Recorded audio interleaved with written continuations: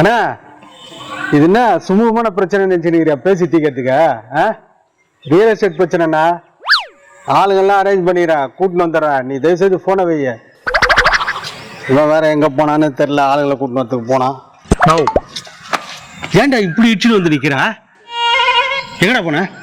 ஆளுங்களை கூட்டின்னு வர சொன்னல, அதுக்கு தான் போனேன். ஒருத்தனை கடைகள்னா எல்லாம் ஒரு மூளைக்கு போயிடறானுங்க. கட்சியா ஒரே ஒருத்தன் கட்சா, அவனை மட்டும் கூட்டின்னு வந்தேன். என்னது ஆளும் ஒருத்தனா கட்சானா? டேய் நான் வேற நிறைய பேர் கூட்டின்னு வரேன்னுக்கிறேன்டா. நீ ஒருத்தனே 100 பேருக்கு சமம். என்னவோ நீ நாவா தம்பி பாப்பா பையன்.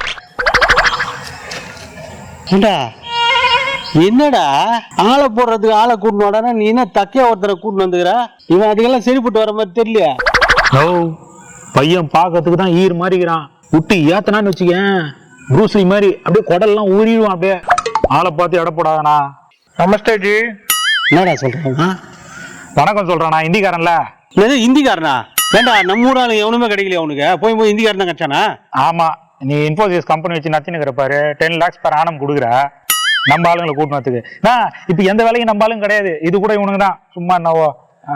சாப் ஆள் யாருன்னு சொல்லுங்க, நம்ம கிட்ட பொருள் எல்லாம் இருக்குது. பாத்தியா, பொருளோட வந்துக்கிறான் பையன். பொருளோட வந்துக்கிறானா? எடுத்து காட்டுப்பா. பொருள்ன்றா என்னடா கொல்ரோட நிக்கிறான்?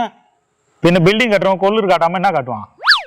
ஏண்டா கொலையை கலக்கிறதுக்கு ஆளை கூட்டின்னு வாடான்னா கலவை கலக்கிறவனை கூட்டின்னு வந்துக்கிற நீ? இதெல்லாம் நமக்கு சரிப்பட்டு வராது.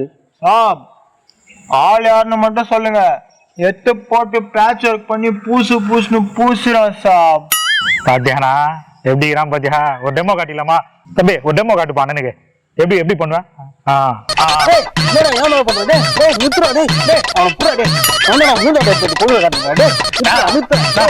பையன் எப்படி வீடு கட்டுறான் பாருண்ணா. கொஞ்சம் கொஞ்சம் படுக்க போட்டு கொஞ்சம் இப்படி வேணாம் கொஞ்சம் மூஞ்சிக்கு மேல அப்படியே பயமா காட்டு. அப்படியே அவ்வளவுதான்.